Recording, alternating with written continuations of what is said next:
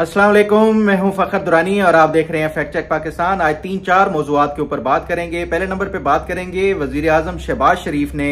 आईनी तरमीम लाने का अंदिया दिया है। जब वजीर आजम के लेवल के ऊपर आईनी तरमीम लाने का कहा जाए तो इसका मतलब यही है कि हुकूमत के पास मौजूदा 2/3 अक्सरियत पूरी है। इसमें मौलाना फजल रहमान का क्या किरदार होगा, इस पर तफसीलन गुफ्तगू करेंगे। और साथ साथ ये भी कि जो हुकूमत आईनी तरमीम लाने के हवाले से कहा जा रहा है, आइन में कौन कौन से आर्टिकल्स में तरमीम के हवाले से डिस्कशन जारी है, इस पे तफसीलन गुफ्तगू करेंगे। दूसरे नंबर पे हम बात करेंगे अली अमीन गंडापुर के हवाले से कि क्या उनकी वजारत आला खतरे में है और क्या खैबर पख्तूनख्वा में कोई गवर्नर राज लग सकता है, इस पे भी तफसीलन बात करेंगे। और तीसरे नंबर पे हम बात करेंगे कि ये जो 1973 ये जो मौजूदा सूरत हाल है अली अमीन गंडापुर की बतौर वजीर आला की, ये 1973 के वाक़यात से किस तरह मुमासलत रखता है। और 1973 में जब ये मामलात आए थे तो उस टाइम गवर्नर रूल लगा था, तो ये कैसे अली अमीन गंडापुर और जो उस टाइम बलोचिस्तान में हुआ था ये एक जैसे वाक़यात लग रहे हैं, इस पे तफसीलन गुफ्तगू करेंगे। और चौथे नंबर पे बात करेंगे, पीटीआई ने यहाँ पे इस्लामाबाद हाई कोर्ट के 6 जजेस के हवाले से बहुत ज्यादा आवाज उठाई कि जजेस को निशाना बनाया जा रहा है, टारगेट किया जा रहा है पॉलिटिकल बेसिस के ऊपर, क्योंकि उन्होंने रिलीफ दिया है पीटीआई को। लेकिन उनकी अपनी ही हुकूमत में पेशावर जो खैबर पख्तूनख्वा है उसमें उनकी हुकूमत की तरफ से एक जज को निशाना बनाया जा रहा है, उनके अरेस्ट वारंट जारी कर दिए गए हैं। ये टारगेट किया जा रहा है, लेकिन उसके लिए ना कोई मीडिया के ऊपर कोई इस तरह की डिस्कशन कि खैबर पख्तूनख्वा की गवर्नमेंट जो पीटीआई की है वो क्यों टारगेट कर रही है उस जज को, इस पे भी तफसीलन गुफ्तगू करेंगे कि जज हुमायूं दिलावर को क्यों टारगेट किया जा रहा है और क्या केस बनाया जा रहा है उनके हवाले से, इस पे तफसीलन बात करेंगे। सबसे पहले बात कर लेते हैं हुकूमत की तरफ से। ये जो वजीर आजम की तरफ से आज वाइडली मीडिया के ऊपर भी रिपोर्ट हुआ कि वजीर आजम शहबाज शरीफ ने अंदिया दे दिया है कि वो आईनी तरमीम लाने जा रहे हैं। और ये कहा गया है कि कोई कॉन्स्टिट्यूशनल कोर्ट्स बन सकती हैं जो कि आईनी और जो कानूनी मामलात के ऊपर, जिस तरह अभी सुप्रीम कोर्ट में ये सारे मामलात और केसेस जाते हैं जिसकी वजह से आम लोगों के जो केसेस हैं उनको इंसाफ नहीं मिल रहा। 40-40, 50-50 सालों से भी लोग इंसाफ के लिए अदालतों के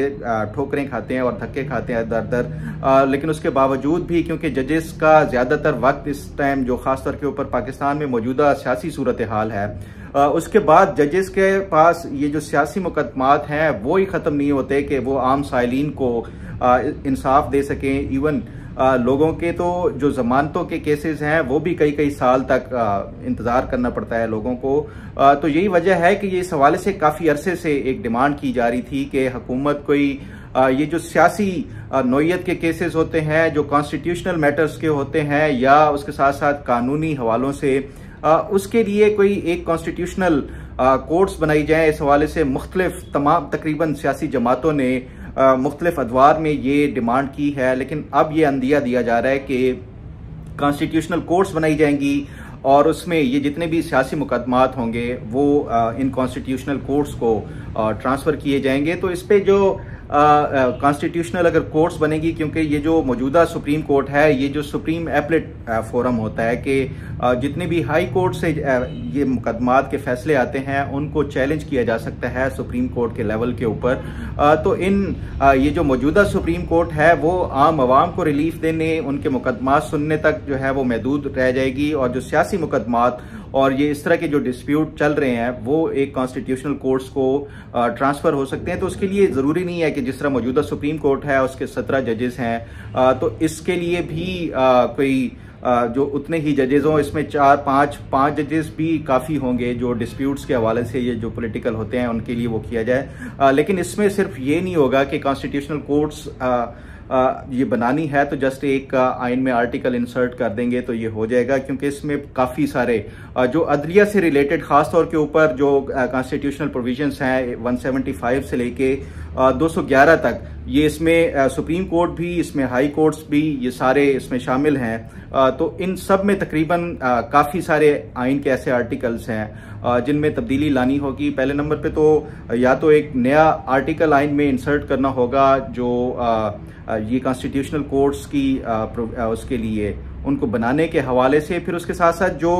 आइन का आर्टिकल 189 है जिसमें बाइंडिंग होती है तमाम कोर्ट्स के ऊपर के सुप्रीम कोर्ट की जो जजमेंट्स या डिक्रीज हैं उनके ऊपर इम्प्लीमेंटेशन के हवाले से।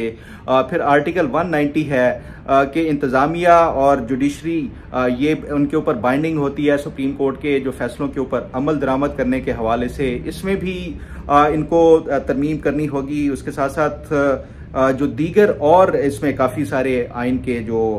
आर्टिकल्स हैं वो उनमें भी तरमीम लानी होगी कॉन्स्टिट्यूशनल कोर्ट्स के हवाले से। एक जो सबसे काबिल जिक्र एक और है जो पानी के डिस्प्यूट्स के हवाले से भी आइन में एक प्रोविजन है कि अगर पार्लियामेंट के फोरम के ऊपर भी जो सूबों के दरमियान और विफाक के दरमियान कोई पानी का कोई डिस्प्यूट होता है तो वो फिर मामला चला जाता है सुप्रीम कोर्ट ऑफ पाकिस्तान के पास। तो वो उस आइन की जो प्रोविजन है उसमें भी तरमीम लानी होगी। कॉन्स्टिट्यूशनल कोर्ट्स के लिए तो ये प्रोविजंस मैंने जो आपको बताई हैं इसमें तरमीम करनी होंगी, एक अच्छा खासा काम है। उसके साथ साथ जो दूसरी तरमीम का जिक्र किया जा रहा है कि वो भी लाजमी है, खासतौर के ऊपर जो जस्टिस काजी फायज ईसा ने तो ये कह दिया है कि वो एक्सटेंशन नहीं लेंगे, या फिर ये भी कि उन्होंने जो कहा कि लॉ मिनिस्टर ने ये बात की थी कि हम जो जजेस का टेन्योर है वो 65 ईयर से 68 ईयर तक कर रहे हैं कि जो रिटायरमेंट की मुद्दत है वो 65 से बढ़ा के 68 ईयर तक। तो उसके हवाले से जो चीफ जस्टिस काजी फायज ईसा ने अगर इनकार किया तो मेरी इतलात के मुताबिक फिर हुकूमत के पास जो दूसरी ऑप्शन है वो ये है कि आइन का आर्टिकल 180 में तरमीम की जाए। आर्टिकल 180 जो है वो सदर के पास के अख्तियारात होते हैं, वो सीनियर मोस्ट जो जज होता है सुप्रीम कोर्ट का उसको चीफ जस्टिस के हवाले से, तो उसमें तरमीम करके खास तौर के ऊपर आप ये किया जा सकता है कि पार्लिमानी कमेटी उसको ये पावर्स दे दी जाएं कि वो 3 का पैनल जो सीनियर मोस्ट जजेस हों उनके पैनल्स में से एक को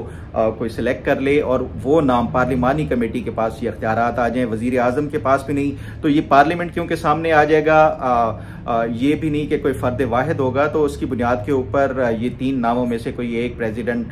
जब ये पार्लिमानी कमेटी शॉर्ट लिस्ट करके 3 में से कोई एक भेजेगी प्रेसिडेंट को, प्रेसिडेंट उनकी अपॉइंटमेंट का वो कर सकता है। तो आर्टिकल 180 के हवाले से कहा जा रहा है क्योंकि काजी फायज ईसा अगर वो एक्सटेंशन नहीं ले रहे तो फिर ये हुकूमत जो टेन्योर बढ़ाने वाली जो एक शिक है वो उसको कैंसिल करके ये जो 3 वाला पैनल है उसके ऊपर वो जा सकती है। इस पे भी जो हुकूमत की तरफ से शायद कोई आईनी तरमीम में वो किया जाए आर्टिकल 180 में। साथ साथ मुख्तलिफ और जो कुछ कॉन्स्टिट्यूशन अमेंडमेंट के हवाले से ये बातें हो रही हैं, लेकिन इसमें मजीद जो क्योंकि मैंने पहले भी इस पे रिपोर्ट किया है कि हुकूमत ने अपनी जो मतलूबा एक तादाद है वो पूरी कर लिया, और सवाल ये है कि उसमें जो मतलूबा नंबर्स पूरे करने के हवाले से मौलाना फजल रहमान का क्या किरदार है। मेरी इंफॉर्मेशन है कि मौलाना फजल रहमान को खैबर पख्तूनख्वा की गवर्नरशिप का कह दिया गया है, और साथ साथ ये भी जो मेरी इतलात हैं कि जो आईनी तरमीम के लिए जिस तरह इमरान खान बंदे पूरे करवाते थे उसी तरह इस मौजूदा हुकूमत के लिए भी बंदे उसी तरह पूरे कराए जाएंगे, और वोट का जो मतलूबा नंबर है 2/3 का वो पूरा कराया जाएगा, और इस हवाले से बाकायदा पूरा बंदोबस्त हो चुका है। लेकिन उसमें मौलाना फजल रहमान की जो एक सियासी तौर के ऊपर अहमियत है वो बहुत ज़्यादा है, और यही मेरी इतलात के मुताबिक कि मौलाना फजल रहमान शायद वो जो मौजूदा हुकूमती इत्तेहाद है उसके नेचुरल अलाई बनते हैं मौलाना फजल रहमान, ना कि PTI के, वो आ सकते हैं। और उसके साथ साथ ये भी कि उनको गवर्नरशिप खैबर पख्तूनख्वा की दी जा सकती है। इस पे मजीद जो भी होगी, एक और जो डेवलपिंग सिनारियो बनता है कि मौलाना फजल रहमान अगर ये इसमें आते हैं, मौजूदा जो इसमें सेटअप का हिस्सा बनते हैं, तो फिर जो एक अगला सिनारियो बन रहा है वो है खैबर पख्तूनख्वा के अली अमीन गंडापुर के हवाले से। मेरी इतला यही है कि अब खैबर पख्तूनख्वा के जो चीफ मिनिस्टर के तौर के ऊपर गंडापुर कोई ज़्यादा अरसा नहीं रह सकते। मैंने इस हवाले से मुख्तलिफ कल भी ये इस पर डिस्कस किया था कि गंडापुर साहब को हटाया जा सकता है। अब सवाल ये है कि हटाया कैसे जा सकता है। एक इतला यही है कि गवर्नर राज लगाया जा सकता है वहाँ पे। जब गवर्नर राज लगाया जाएगा तो फिर असम्बलियाँ भी सस्पेंड हो जाती हैं। तो उसमें क्योंकि एक सवाल ये उठाया जाता है कि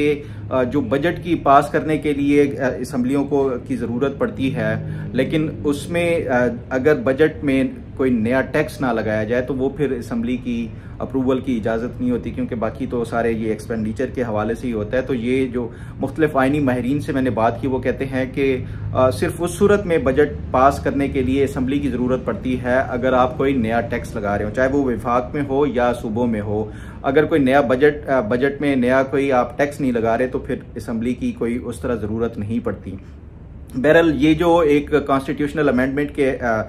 के साथ साथ ये जो एक गवर्नर राज का वो किया जा रहा है कि आने वाले जो चंद हफ्तों में दिनों में भी हो सकता है। वैसे तो पाकिस्तान में जो सियासी सूरत हाल है हर 10 मिनट के बाद भी बदल रही है आजकल जो पाकिस्तान में,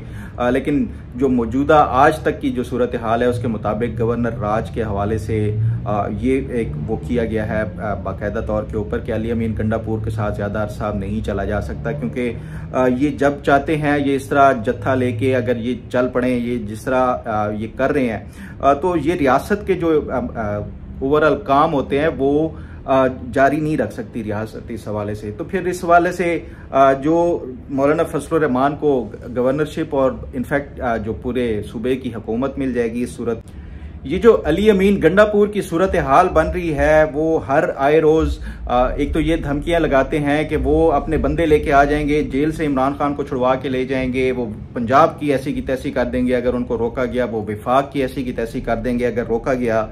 ये जो रियासत की रिट को रोजाना की बुनियाद के ऊपर चैलेंज किया जा रहा है तो वो मुझे 1973 का एक वाकया याद आ गया। 1973 में नवाब अताउल्ला मेंगल थे, ये जो अख्तर मेंगल साहब के वालिद थे वो चीफ मिनिस्टर थे, उनके हवाले से ये इल्ज़ाम लगाया गया था कि वो अपनी प्राइवेट मलेशिया जो उनके अपने जो ट्राइब के थे कबीले के लोग थे उनके साथ असला लेके अपने मुखालिफ ट्राइब के ऊपर चढ़ दौड़े थे। तो भुट्टो साहब की उस टाइम हुकूमत थी। भुट्टो साहब ने ये किया कि उन्होंने जो एक रियासत की जो रिट थी उसको चैलेंज करते हुए मेंगल साहब ने ये कहा जाता है कि वो किया था, तो भुट्टो साहब ने वहाँ पे गवर्नर राज लगा दिया। बलूचिस्तान में उस टाइम गवर्नर थे नवाब गौस बख्श बिजिंजो साहब थे, ये जो हासिल बिजिंजो साहब के वालिद थे। उन्होंने एहतजाजन असूलों की बुनियाद के ऊपर रिजाइन कर दिया। तो उन्हीं दिनों में नवाब अकबर बुगटी उन्होंने लाहौर में मोची दरवाजे पे जाके एक तकरीर की थी जो कि प्रो फेडरेशन थी और इन सरदारों के खिलाफ थी। तो उसकी बुनियाद के ऊपर भुट्टो साहब ने नवाब अकबर बुगटी को वहाँ पे गवर्नर लगा दिया और यूं बलूचिस्तान में गवर्नर राज लग गया। क्योंकि ये नेशनल अवामी पार्टी और उसके साथ ये जो थे JUI के थे मुफ्ती महमूद और बाकी ये सारे बलूचिस्तान के ये आपस में एलाइज थे। बलूचिस्तान में गवर्नमेंट गई तो मुफ्ती महमूद जो उस टाइम वजीर आला थे उन्होंने भी रिजाइन कर दिया, साथ जो नैब के थे गवर्नर उन्होंने भी रिजाइन कर दिया। तो ये एक सूरत हाल ऐसी बन गई थी उस टाइम।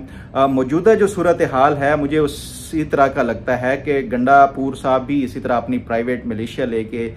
जब ये चाहते हैं वो सरकारी मशीनरी साथ लेके ये चढ़ दौड़ते हैं विफाक के ऊपर या बाकी सूबों के ऊपर इमरान खान को छुड़वाने के लिए या इस तरह। तो मुझे नहीं लगता कि इस तरह रियासत की रिट को बार बार चैलेंज किया जाए और ये इतना ज़्यादा अरसे तक इसको रियासत देखती रहेगी। तो बज़ाहिर ऐसा लगता है कि ये जो 1973 के जिस तरह हालात थे उसी की तरफ ये हालात जाते हुए नज़र आ रहे हैं और उससे यही कि खैबर पख्तूनख्वा में फिर गवर्नर राज के लिए राहें हमवार कर रहे हैं जो अली अमीन गंडापुर साहब हैं। और कल उन्हें ये बता भी दिया गया है कि ये मज़ीद उनका अब बर्दाश्त नहीं किया जा सकता। बहरहाल ये जो मौजूदा सूरत हाल है इसमें बज़ाहिर ऐसा लगता है कि जो स्टेट है वो अपनी रिट को हर सूरत में बहाल करेगी और ये जो एक पूरा सिनारियो बन रहा है उसमें मौलाना फजलुर रहमान के आने वाले दिनों में खैबर पख्तूनख्वा में बड़े अहम किरदार के हवाले से ये शवाहिद मिलते हैं। और साथ साथ ये भी कि जो एक उनका खैबर पख्तूनख्वा में एक शिकायत थी कि वहाँ पे उनको धांधली के जरिए हराया गया था, तो शायद आने वाले दिनों में मौलाना फजलुर रहमान की ये शिकायत दूर हो सकती हैं। बहरहाल इस हवाले से मजीद जो भी डेवलपमेंट होगी वो आपके साथ ज़रूर शेयर करूँगा। अब ज़रा बात कर लेते हैं खैबर पख्तूनख्वा के से ताल्लुक़ रखने वाले एक जज हुमायूं दिलावर के हवाले से। जज हुमायूं दिलावर वो हैं जिन्होंने तोशाखाना केस में इमरान खान को सज़ा दी थी जो कि बाद में सस्पेंड हो गई। लेकिन ये जो PTI है या इमरान खान इनके सिर्फ असूल और साथ साथ ये भी कि ये कानून पसंदी वो सिर्फ और सिर्फ अपनी ज़ात तक है या जो उनको रिलीफ दे उनके लिए है। जो उनके खिलाफ कोई फैसला करे या जो उनके खिलाफ जाए तो वो बिल्कुल उसी तरह ही इंटिमिडेट करते हैं जितना अगर ये इन बाकी जजेस को किया गया है और उनके हक में ये आवाज़ उठा रहे हैं, लेकिन इनकी अपनी हुकूमत उनके खिलाफ, एक जज के खिलाफ यही कर रही है। जज हुमायूं दिलावर, उनके वालिद, उनके भाई, इनके खिलाफ एक मुकदमा है कि इन्होंने कोई ज़मीन इलीगल तरीके से अपनी कोई हाउसिंग सोसाइटी थी उसमें शामिल कराई है, और इस हवाले से मुख्तलिफ उनके जो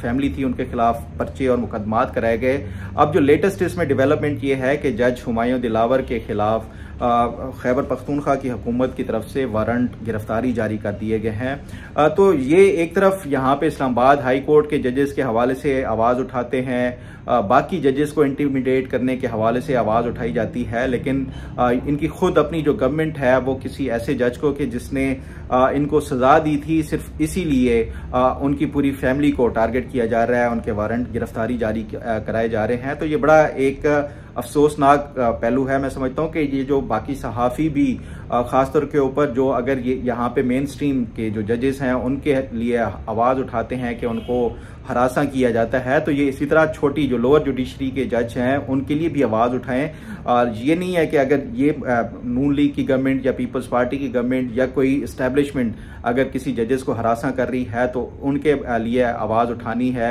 लेकिन अगर पीटीआई की कोई हुकूमत कोई हरासा कर रही हो किसी जज को तो उनके लिए आवाज़ कोई ना उठाई जाए। तो मेरा ख्याल है कि इस तरह के भी जो इश्यूज़ हैं सहाफ़ियों को भी हाईलाइट करना चाहिए और मेन स्ट्रीम मीडिया के ऊपर भी जो खैबर पख्तूनख्वा गवर्नमेंट की तरफ से एक जज की फैमिली के साथ किया जा रहा है उस पर भी वो किया जाए। अगर कोई इस तरह की उनकी कोई करप्शन या कोई वो है तो वो एक आइन और कानून के मुताबिक उनको अदालत के जरिए वो सारा मामले को वो चलना चाहिए। इस तरह वारंट गिरफ्तारी जारी करना मैं ये समझता हूँ कि ये बड़ा जो जज को दबाव में डालना और उसके साथ साथ ये कि अपना एक जो इंतकाम वाली इसमें बू नजर आती है। बहरहाल इस हवाले से मजीद जो भी अपडेट और इन्फॉर्मेशन हुई वो आपके साथ जरूर शेयर करूंगा। उम्मीद है आपको आज का प्रोग्राम भी पसंद आएगा। अल्लाह ताला आपका हामी नासिर हो। अल्लाह हाफिज़।